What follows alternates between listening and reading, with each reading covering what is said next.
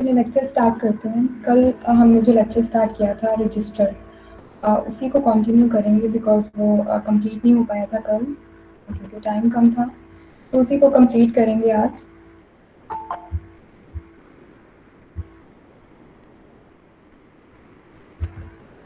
कल के लेक्चर में रजिस्टर के कुछ पॉइंट्स देखे थे, इंपॉर्टेंट पॉइंट्स होता क्या है और उसमें किन किन चीज़ों पर फोकस किया जाता है, किस टाइप की लैंग्वेज होती है और किस टाइप की वेराइटी ऑफ लैंग्वेज रजिस्टर है। और हेलिडे ने जो 3 वेरिएबल्स डिफाइन किए हैं उनको थोड़ा डिटेल से देखा था। And today we will talk about the 5 language registers, और समटाइम इनको टाइप्स ऑफ रजिस्टर भी कहा जाता है। इनके अलावा अगर टाइप ऑफ रजिस्टर की हम बात करते हैं तो इनके अलावा इन 5 रजिस्टर्स के अलावा भी बहुत सारी टाइप्स हैं, लेकिन 5 बेसिक लैंग्वेज रजिस्टर्स में ये 5 जो टाइप्स हैं ये इंक्लूड होती हैं। तो इनको डिस्कस करेंगे। First one is a static register. This style of communication rarely और नेवर चेंज। इसमें स्टैटिक रजिस्टर में जब हम लैंग्वेज को यूज़ कर रहे होते हैं तो हम इस तरह की लैंग्वेज को यूज़ करते हैं जो कि बहुत कम ऐसा होता है, बहुत रेयर सिचुएशन होती है कि हम लैंग्वेज को चेंज करें। क्या बहुत कम होता है कि चेंज हो, या फिर कभी भी चेंज नहीं होती है स्टैटिक रजिस्टर में जो लैंग्वेज यूज़ हो रही होती है। और इसको फ्रोज़न रजिस्टर भी कहा जाता है because frozen is related to freeze, means कि ये मुंजमद होता है, चेंज नहीं होता है। रेयर रेयर सिचुएशन होती है कि ये चेंज हो इस टाइप की लैंग्वेज। एग्जाम्पल्स देख लेते हैं। First one is pledge of allegiance. Means के प्लेज मीन्स ओहद। जब जब आपने कोई भी कमिटमेंट करनी हो तो आप ओहद लेते हो, ठीक है। तो उस टाइम पे जो आप लैंग्वेज यूज़ कर रहे होते हैं वो चेंज नहीं होती है, बिकॉज आप जब ओहद देते हो वो चेंज नहीं होता है। तो ये एग्जांपल हो सकती है स्टैटिक रजिस्टर की। इसके अलावा द लॉर्ड्स प्रेयर, जो भी प्रेयर्स होती हैं किसी भी रिलीजन की अगर हम बात करें तो उनकी जो प्रेयर्स होती हैं, अगर हम मुस्लिम्स हैं, हम अपनी एग्जांपल ले लेते हैं, हम जो नमाज पढ़ते हैं उसमें जो लैंग्वेज यूज़ हो रही होती है वो कभी भी चेंज नहीं होती है, जैसी है हम उसको वैसे ही यूज़ करते हैं। तो वो भी स्टैटिक रजिस्टर की या फिर फ्रोजन रजिस्टर की एग्जांपल है। देन बिब्लियोग्राफिक रेफरेंस, जब आप कोई भी रिसर्च वर्क करते हो तो उसमें फैक्चुअल चीज़ें लिखते हो और साथ में उनका रेफरेंस भी देते हो, तो वो जो बिब्लियोग्राफिक रेफरेंसेस होते हैं वो भी चेंज नहीं होते हैं, जैसे होते हैं आप उसमें उनको वैसे ही लिखते हो, उस लैंग्वेज को यूज़ करते हो। देन लॉज, किसी भी सोसाइटी के लॉज, कुछ भी रिलीजियस लॉज हो सकते हैं, किसी भी तरह के लॉज जो बनाए जाते हैं या होते हैं उनको चेंज नहीं किया जा सकता, या फिर रेयरली सम टाइम वो चेंज हो भी जाते हैं अकॉर्डिंग टू सिचुएशन। कहीं पे कोई डेवलपमेंट हुई है या कुछ भी चेंज हुआ है तो उन लॉज को चेंज कर दिया जाता है, बट ये रेयरली होता है। तो लॉज जो हैं वो भी वैसे ही रहते हैं जैसे उनको फॉर्म किया जाता है, तो वो चेंज नहीं होते। इसी तरह से पोइट्री जिस तरह से लिखी जाती है उसी तरह से रहती है, चेंज नहीं होती है। रिलीजियस बुक्स, अगेन मैं हमारे रिलीजन की एग्जांपल दे रही हूँ, कुरान पाक वो जैसे है उसकी लैंग्वेज उसको उसी तरह से हम यूज़ करते हैं, उसमें कुछ भी कोई एक सिंगल वर्ड भी हम चेंज नहीं कर सकते हैं। इवन के हम कुछ उसमें जो आराब लगे होते हैं उनको भी चेंज नहीं कर सकते बिकॉज वो मीनिंग को चेंज कर देता है। तो हम जो चीज़ जिस तरह से है रिलीजियस बुक्स में जिस तरह से होती है लैंग्वेज, हम उसी तरह से उसको यूज़ करते हैं। सिर्फ हमारे रिलीजन की नहीं, जितनी भी रिलीजियस दूसरे रिलीजन्स की बुक्स होती हैं उनमें जो लैंग्वेज यूज़ हो रही होती है वो स्टैटिक रजिस्टर की एग्जांपल है या फिर फ्रोजन रजिस्टर की एग्जांपल है, जिसमें जो लैंग्वेज है चेंज नहीं होती, ठीक है। तो स्टैटिक रजिस्टर ऐसा लैंग्वेज रजिस्टर है, स्टाइल ऑफ कम्युनिकेशन है जिसमें बहुत कम ऐसा होता है कि लैंग्वेज चेंज हो या फिर चेंज नहीं होती, और इसको फ्रोजन रजिस्टर का नाम भी दिया जाता है। देन सेकंड टाइप है formal register. This language is used in formal settings and is one way in nature. जो फॉर्मल रजिस्टर है उसमें आप फॉर्मल लैंग्वेज को यूज़ कर रहे होते हो और वन वे कम्युनिकेशन होती है। तो फॉर्मल रजिस्टर में जब आप लैंग्वेज को यूज़ करते हो वो वन वे यूज़ हो रही होती है। मीन्स के जैसे कि जब हम कम्युनिकेशन की बात करते हैं तो वो टू वे होती है। मीन्स के आप जो स्पीकर है वो बात करता है, देन जो लिसनर है वो उसको सुनकर उसका रिप्लाई करता है, तो वो टू वे कम्युनिकेशन या टू वे प्रोसेस हो जाता है। तो जब हम इस टाइप के रजिस्टर की बात करते हैं, इस टाइप में जिस तरह से हम लैंग्वेज को यूज़ कर रहे होते हैं वो वन वे होती है। मीन्स कि सिर्फ स्पीकर ही बोल रहा होता है, लिसनर जो है उसके रिप्लाई में कुछ भी पार्टिसिपेट नहीं करता उसमें, तो इस तरह से ये वन वे कम्युनिकेशन होती है। This use of language usually follows a commonly accepted format. Specific format होता है, इम्पर्सनल होते हो आप इसमें, फॉर्मल फॉर्मल भी होते हो और इम्पर्सनल भी होते हो। इम्पर्सनल मीन्स कि आप उसमें अपनी पर्सनल फीलिंग्स को ऐड नहीं करते हो, आप अपनी उसमें पर्सनल आइडियाज़ को, पर्सनल चॉइसेस को ऐड नहीं करते हो, क्योंकि आप पर्सनल नहीं होते हो जब आप इस टाइप की लैंग्वेज को यूज़ कर रहे होते हो, लैंग्वेज रजिस्टर को यूज़ कर रहे होते हो। एग्जाम्पल्स देख लेते हैं। Sermons, sermons means Urdu language में खुतबा कहा जाता है सरमन को, या फिर जितने भी एड्रेसेस होते हैं, रिलीजियस एड्रेसेस या फिर जो पॉलिटिकल एड्रेसेस होते हैं, उसमें जो लैंग्वेज यूज़ की जा रही होती है। जब आपने एड्रेसेस सुने होंगे किसी पॉलिटिकल मेंबर की स्पीच, ऑब्वियसली आपने टेलीविज़न पर कभी सुनी होगी, तो वो वन वे होते हैं, वो आगे जो ऑडियंस जो है उनका रिप्लाई नहीं लेना होता है उन्होंने बस अपनी बात बतानी होती है, जो भी वो कन्वे करना चाह रहे हैं उनको थ्रू लैंग्वेज वो कर रहे होते हैं, और वो फॉर्मल लैंग्वेज को यूज़ कर रहे होते हैं और इम्पर्सनल भी होते हैं। अगर हम रिलीजियस जो है स्पीचेस की बात करें तो उसमें फैक्ट्स के थ्रू चीज़ों को डिफाइन किया जा रहा होता है, उसमें पर्सनल जो है चीज़ें वो ऐड नहीं की होती, पर्सनल आइडिया पर्सनल फीलिंग्स को ऐड नहीं किया जा रहा होता। तो इस टाइप की जो स्पीचेस होती हैं उनको इस कैटेगरी में इंक्लूड किया जाता है। इसके अलावा rhetorical statement and questions. Rhetorical statement किस टाइप की स्टेटमेंट्स होती हैं जिसमें ऑफेंसिव लैंग्वेज को यूज़ किया जा रहा होता है। ऑफेंसिव लैंग्वेज वो लैंग्वेज होती है जिसमें किसी को हर्ट किया जा रहा हो या फिर किसी को कर्स किया जा रहा हो, ऐसी लैंग्वेज यूज़ की जा रही हो जिससे अगला बंदा हर्ट हो, तो उसको ऑफेंसिव लैंग्वेज का नाम दिया जाता है। और रिटोरिकल स्टेटमेंट या रिटोरिकल क्वेश्चन में ऑफेंसिव लैंग्वेज यूज़ हो रही होती है। For example, how could you be so irresponsible. ठीक है, अब ये जो स्टेटमेंट है, how could you be so irresponsible, आप कैसे इतने इररिस्पॉन्सिबल हो सकते हो। आप इसका आंसर नहीं मांग रहे हो अगले बंदे से, ये वन वे है, ठीक है, टू वे नहीं है। आप इसका आंसर नहीं पूछ रहे हो अगले बंदे से, आप जस्ट उसको बता रहे हो कि आप जस्ट उसको एज अ स्पीच आप उसको बोल रहे हो कि आप इतने ज़्यादा इररिस्पॉन्सिबल कैसे हो सकते हो। दैट मीन्स कि वो बंदा इररिस्पॉन्सिबल है, आप उसको इस तरह से रिटोरिकल स्टेटमेंट में उस चीज़ को बोल रहे हो। इसी तरह से एक और एग्जाम्पल है, how can I do this. That means कि मैं वो चीज़ कर नहीं सकती हूँ, तो मैंने इस टाइप का स्टेटमेंट चूज़ किया, how can I do this, ठीक है, और वन वे है, मैं अगले बंदे से आंसर नहीं ले रही हूँ, वन वे है, और इसमें मैं फॉर्मल भी हूँ। इसी तरह से एक और क्वेश्चन, रिटोरिकल क्वेश्चन की एक एग्जांपल है, do you know smoking will kill you. अब इसमें क्वेश्चन पूछा जा रहा है, मीन्स के क्वेश्चन स्टेटमेंट है, लेकिन इसमें पूछ नहीं रहे हैं हम अगले बंदे से, बल्कि हम उसको बता ही रहे हैं कि स्मोकिंग जो है वो बुरी चीज़ है, दैट विल किल यू। कि do you know smoking will kill you, हम ऐसा लग रहा है जैसे हम उससे क्वेश्चन कर रहे हैं, डू यू नो, लेकिन हम उससे पूछ नहीं रहे होते, हम अगले बंदे को ये बताने की कोशिश कर रहे होते हैं कि ये चीज़ ठीक नहीं है, दैट विल किल यू। ये तो इस टाइप के जो स्टेटमेंट्स होते हैं, क्वेश्चंस होते हैं, उनको रिटोरिकल स्टेटमेंट्स और क्वेश्चंस का नाम दिया जाता है। तो वो वन वे होते हैं, ठीक है, हमें रिप्लाई नहीं लेना होता है। अगर कोई रिटोरिकल क्वेश्चन भी है तो हम आंसर लेने के लिए वो उस स्टेटमेंट को नहीं बोलते हैं, वो वन वे होती है, फॉर्मल होती है। देन स्पीचेस इसमें ऐड हैं, जितने भी स्पीचेस हैं, आप किसी इवेंट पे दे रहे हो या किसी भी सिचुएशन में आप दे रहे हो स्पीच, तो उसमें आप वन वे होते हो और आपकी ऑडियंस आपको जस्ट लिसन कर रही होती है, आप फॉर्मल होते हो, इम्पर्सनल होते हो। देन रीप्रोनाउंसमेंट मेड बाय जजेस। जजेस जो भी डेक्लेरेशन करते हैं, जो भी अनाउंस करते हैं, वो भी इसी कैटेगरी में इंक्लूड होगा।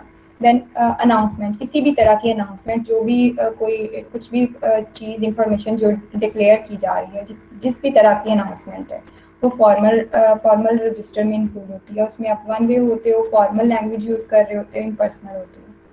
So these are the examples of formal register. Then third language register is consultative register. Consultative register में हम स्टैंडर्ड फॉर्म ऑफ कम्युनिकेशन करते हैं, मीन्स कि हम स्टैंडर्ड लैंग्वेज को यूज़ कर रहे होते हैं। स्टैंडर्ड लैंग्वेज मीन्स कि हम नॉलेजेबल फॉर्म ऑफ लैंग्वेज को यूज़ कर रहे होते हैं, जो हम लैंग्वेज यूज़ कर रहे होते हैं वो नॉलेजेबल होती है और थोड़ी सोफिस्टिकेटेड लैंग्वेज होती है, जो स्टैंडर्ड लैंग्वेज होती है, और इसमें हम क्वालिटी बेस्ड कम्युनिकेशन कर रहे होते हैं कंसल्टेटिव रजिस्टर में। और इसमें प्रोफेशनल डिस्कोर्स भी इंक्लूड होता है। हम जो लैंग्वेज यूज़ कर रहे होते हैं वो थोड़ी प्रोफेशनल होती है। ऑब्वियसली जब हम स्टैंडर्ड लैंग्वेज की बात करेंगे तो वो नॉलेजेबल होती है, वो थोड़ी प्रोफेशनल होती है, फॉर्मल होती है और क्वालिटी बेस्ड होती है स्टैंडर्ड लैंग्वेज। एग्जाम्पल्स देख लेते हैं। व्हेन स्ट्रेंजर्स मीट, जब दो स्ट्रेंजर्स आपस में मिलते हैं और कुछ लैंग्वेज को यूज़ करते हैं, कुछ भी बात करते हैं, तो वो स्टैंडर्ड लैंग्वेज को यूज़ कर रहे होते हैं। ठीक है, वो इनफॉर्मल लैंग्वेज को यूज़ नहीं कर सकते। वो फॉर्मल लैंग्वेज होती है लेकिन वो स्टैंडर्ड लैंग्वेज होती है, मीन्स के वो थोड़ी क्वालिटी बेस्ड लैंग्वेज होती है। इसी तरह से communication between superior and subordinate, कोई सुपीरियर सबऑर्डिनेट से या फिर सबऑर्डिनेट अपने सुपीरियर से बात कर रहा हो, कम्युनिकेट कर रहा हो, वो भी कंसल्टेटिव रजिस्टर में इंक्लूड होता है। इसी तरह से कुछ और एग्जांपल्स भी आगे दी हुई हैं। डॉक्टर और पेशेंट के दरमियान में जो लैंग्वेज यूज़ हो रही है, लॉयर और क्लाइंट के दरमियान में जो लैंग्वेज यूज़ हो रही है, लॉयर और जज के दरमियान में जो लैंग्वेज यूज़ हो रही है, टीचर एंड स्टूडेंट जो लैंग्वेज यूज़ करते हैं, counsellor and client.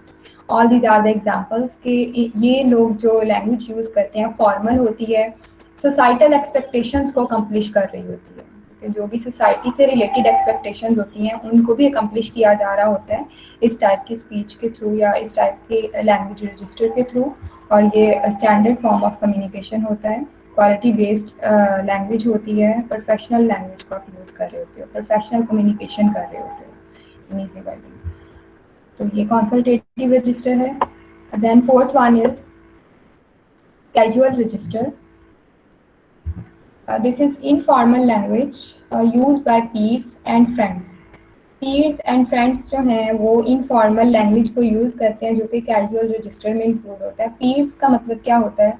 Peer means ऐसा बंदा जो आपके सेम लेवल का हो या सेम रैंक का हो, सेम स्टेटस का हो, या फिर आपका एज फेलो हो, तो उनको पीयर्स कहा जाता है। और उर्दू लैंग्वेज में इसके लिए साथी का वर्ड यूज़ होता है। ठीक है, मीन्स कि आपके क्लासमेट्स हो सकते हैं या फिर आपके सेम लेवल के बंदा, कोई भी किसी भी सिचुएशन के अकॉर्डिंग हो सकता है। या फिर फ्रेंड्स के साथ जब आप इनफॉर्मली लैंग्वेज को यूज़ कर रहे होते हो, वो कैजुअल लैंग्वेज रजिस्टर कहलाता है। Slang, vulgarities and colloquialism are normal.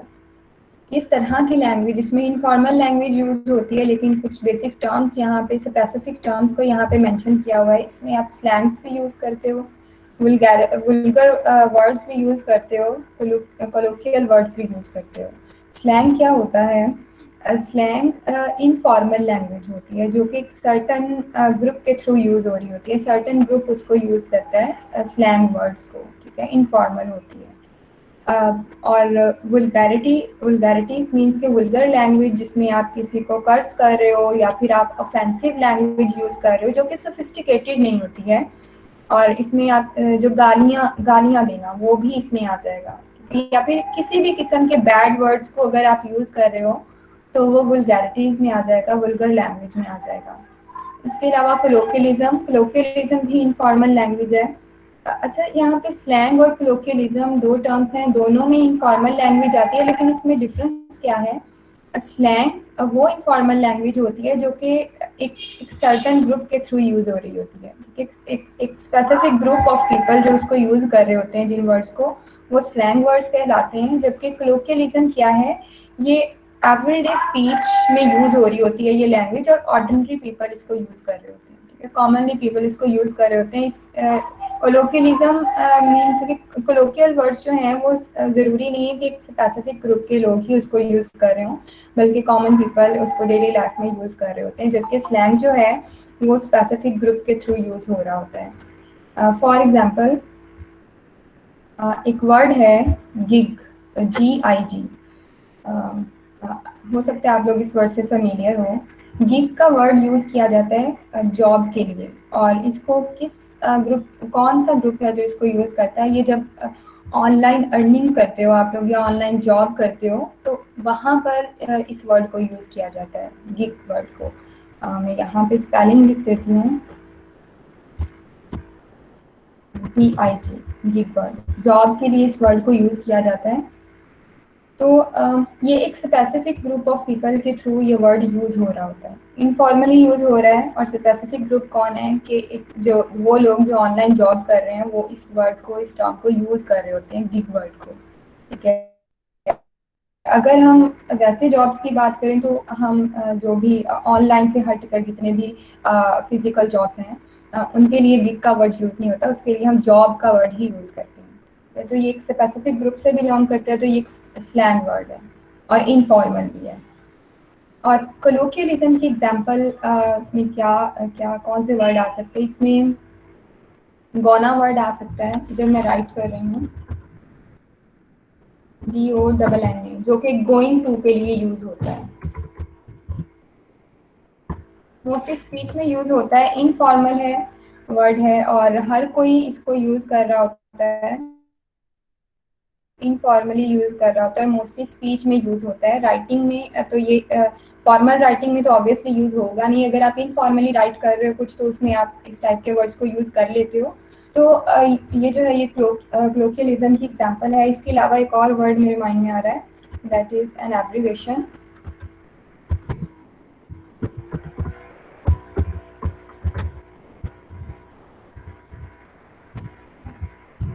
Paint word. Paint is an abbreviation. Do you know ये किन वर्ड्स के लिए यूज होता है ये एब्रीवेशन? पता नहीं आप लोगों को क्लियर नजर आ रहा होगा या नहीं, मैं जूम कर देती हूँ। ये जो वर्ड मैम, मैंने हाईलाइट किया हुआ है आर इसको देखें नॉट। और G R not. G R not के लिए भी होता है और एक दो और भी वर्ड्स हैं जिनके लिए यूज होता है ये। एम नॉट के लिए और इज नॉट के लिए भी यूज होता है। ठीक है, जी। तो ये तीन तरह के वर्ड्स हैं जिनके लिए एब्रिविएशन यूज़ किया जाता है। तो ये भी इनफॉर्मल है और इसको डेली बेसिस पे स्पीचेस में एवरीडे लाइफ में हर कॉमन पीपल जो हैं वो इसको यूज़ कर रहे होते हैं, इस तरह के वर्ड्स को, जो कि कोलोकियल वर्ड्स कहलाते हैं। जबकि स्लैंग जो है वो स्पेसिफिक जो ग्रुप से बिलोंग करते हैं लोग वो स्लैंग वर्ड्स को यूज़ कर रहे होते हैं। तो ये डिफरेंस है स्लैंग और कोलोकियलिज्म में। तो मीन्स के दोनों ही इनफॉर्मली यूज़ होते हैं, लेकिन ये स्पेसिफिक ग्रुप के लोग यूज़ कर रहे होते हैं स्लैंग वर्ड्स को, एंड कलोकियल वर्ड्स जो कि आम लोग यूज़ कर रहे होते हैं। ज़रूरी नहीं है कि एक स्पेसिफिक ग्रुप ही उसको यूज़ कर रहा हो, हर कोई उसको यूज़ कर रहा होता है और ये दोनों इनफॉर्मल होते हैं। एंड वल्गैरिटीज़ जिसमें बैड वर्ड्स को यूज़ किया जा रहा है, ऑफेंसिव लैंग्वेज को यूज़ किया जा रहा है और कर्स किया जा रहा होता है, किसी को हर्टिंग लैंग्वेज यूज़ की जा रही होती है, तो वो वल्गर वर्ड्स या फिर वल्गैरिटीज़ या वल्गर लैंग्वेज में इंक्लूड होता है। एग्जाम्पल्स देख लेते हैं किस तरह के लोग इस लैंग्वेज को यूज़ करते हैं, कैजुअल रजिस्टर को।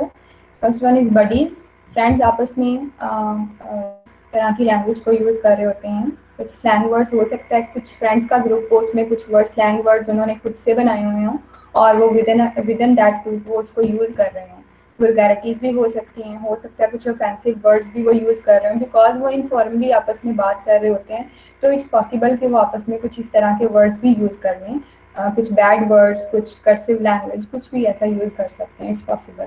देन कोलोकियलिज्म ऑब्वियसली यूज़ हो सकता है जो कि किसी स्पेसिफिक ग्रुप से बिलोंग नहीं करेगा, लेकिन कोई भी उसको यूज़ कर रहा होता है इनफॉर्मली। और फ्रेंड्स भी आपस में अगर बात कर रहे हैं तो वो कोलोकियल वर्ड्स को यूज़ करते हैं अपनी लैंग्वेज में जब वो फ्रेंड्स से बात कर रहे हैं। देन टीममेट्स, एक टीम के जो भी मेंबर्स होते हैं, जितने भी मेंबर्स, वो आपस में कैजुअल लैंग्वेज रजिस्टर को यूज़ कर रहे होते हैं। Then chats and blogs, chat भी एक इनफॉर्मल वर्ड ही है। दैट मीन्स कि आप फॉर्मली किसी को मैसेज नहीं कर रहे हो, आप बल्कि आप चैटिंग कर रहे हो, मीन्स कि आप किसी फ्रेंड से गपशप कर रहे हो मे बी, तो वो चीज़ यहाँ पे इंक्लूड हो जाती है। तो जब चैटिंग की बात होती है तो ऑब्वियसली फिर उसमें आप जो लैंग्वेज यूज़ करते हैं वो इनफॉर्मल होती है, उसमें स्लैंग्स भी हो सकते हैं, कोलोकियल वर्ड्स भी हो सकते हैं, वल्गर वर्ड्स भी हो सकते हैं, मीन्स कैजुअल लैंग्वेज रजिस्टर होता है। ब्लॉग्स में भी सेम चीज़ है कि उसमें भी कैजुअल लैंग्वेज रजिस्टर आप यूज़ कर रहे होते हो, लेकिन हर टाइप के ब्लॉग में नहीं होगा, कुछ फॉर्मल ब्लॉग्स भी होते हैं। तो यहाँ पर वो ब्लॉग्स जो कि इनफॉर्मली लिखे जा रहे हैं, जिसमें आप इनफॉर्मल लैंग्वेज को यूज़ कर रहे हो, वो ब्लॉग्स यहाँ पे आएंगे। Then family and letters to friends, family के साथ भी आप कैजुअल लैंग्वेज रजिस्टर को यूज़ कर रहे होते हो और फ्रेंड्स को जब लेटर लिख रहे हो, सिर्फ लेटर ही नहीं, कुछ भी फ्रेंड्स के साथ आप बात कर रहे हो इन स्पोकन लैंग्वेज, फ्रेंड्स को कुछ भी रिटर्न आप कुछ भी लिख रहे हो किसी सोर्स के थ्रू, लाइक मैसेज कर रहे हो या लेटर लिख रहे हो या कुछ भी इवन ईमेल, जब आप ईमेल एक फॉर्मल कम्युनिकेशन का सोर्स होता है, लेकिन अगर आप फ्रेंड को कर रहे हो तो आप हो सकता है उसमें कैजुअल लैंग्वेज रजिस्टर को यूज़ करो।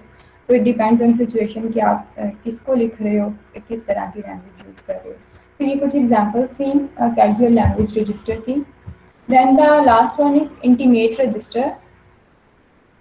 इंटीमेट का मतलब होता है जो इंटीमेसी को शो करे, क्लोजनेस को शो करे, जिसके साथ आप कम्युनिकेट कर रहे हो उसके साथ आप कितने क्लोज हो, और जो आप लैंग्वेज यूज़ कर रहे हो उससे कम्युनिकेट करने के लिए वो आपकी क्लोजनेस को शो करती है। ठीक है, तो उसको इंटीमेट लैंग्वेज रजिस्टर कहा जाता है। दिस कम्युनिकेशन इज प्राइवेट और नॉन पब्लिक। प्राइवेट कम्युनिकेशन होती है, इंटीमेट लैंग्वेज रजिस्टर जो है वो प्राइवेट कम्युनिकेशन होती है और नॉन पब्लिक होती है। आप इस लैंग्वेज को, इंटीमेट लैंग्वेज रजिस्टर को आप पब्लिकली यूज़ नहीं कर सकते हैं, आप प्राइवेटली उस लैंग्वेज को यूज़ करते हो। It is reserve for close family members और इंटीमेट पीपल। मीन्स कि वही लोग जो आपके ज़्यादा करीब हैं, आपके ज़्यादा क्लोज हैं, उनके साथ आप इंटीमेट लैंग्वेज रजिस्टर को यूज़ करते हो। और यहाँ पे जो इम्पोर्टेंट पॉइंट है वो ये है कि ये नॉन पब्लिक होती है, आप इस लैंग्वेज को कभी भी पब्लिकली यूज़ नहीं करते। For example husband and wife के दरमियान में जो भी कम्युनिकेशन हो रही है वो इंटीमेट लैंग्वेज रजिस्टर में इंक्लूड होगा।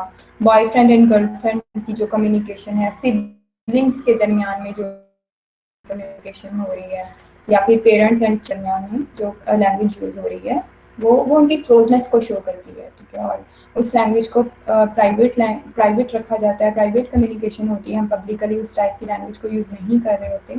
तो ये जो टाइप है ये इंटीमेट लैंग्वेज रजिस्टर में कहलाती है, intimate language register.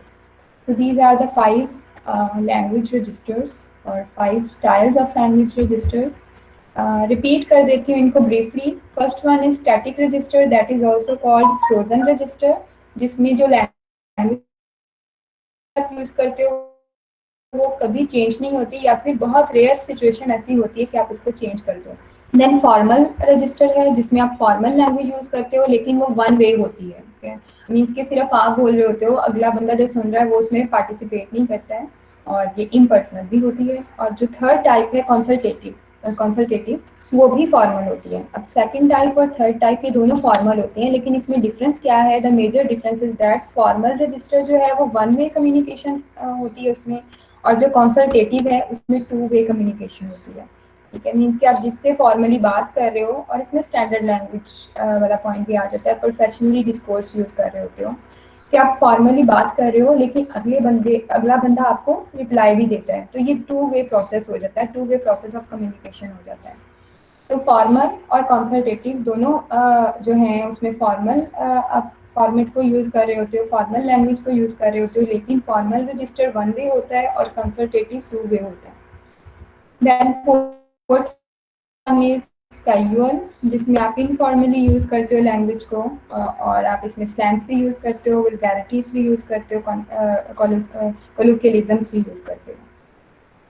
Then last one is intimate register, जिसमें आपकी जो लैंग्वेज है या जिस तरह की आप लैंग्वेज यूज़ करते हो वो प्राइवेट होती है, नॉन पब्लिक होती है, आप पब्लिकली उसको यूज़ नहीं कर सकते हो, और आप उनके साथ यूज़ करते हो जिनके साथ आपका ज़्यादा क्लोज रिलेशनशिप होता है। ठीक है, ये क्लोज फ्रेंड्स में भी हो सकती है। यहाँ पे जो एग्जांपल्स लिखी हैं, अगर आप वहाँ पे क्लोज फ्रेंड्स को ऐड कर दो तो वो भी एग्जांपल हो सकती है, जिनके साथ आप अपना हर दुख सुख शेयर कर रहे होते हो, तो उनके साथ आप इस तरह की कम्युनिकेशन कर रहे होते हो, इंटीमेट लैंग्वेज रजिस्टर को यूज़ कर रहे होते हो, जिस चीज़ को आप पब्लिकली यूज़ नहीं कर सकते। तो ये इंटीमेट लैंग्वेज रजिस्टर है। These are the 5 language registers. इससे रिलेटेड कोई भी पॉइंट अगर क्लियर नहीं हुआ है तो उसको डिस्कस कर लेते हैं।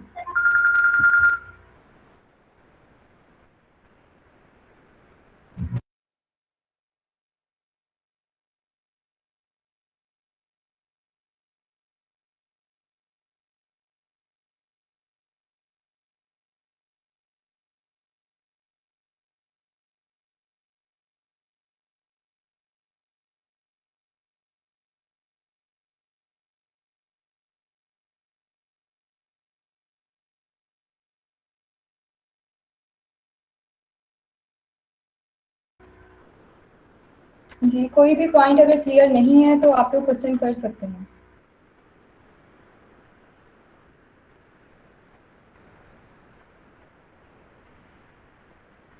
conclude.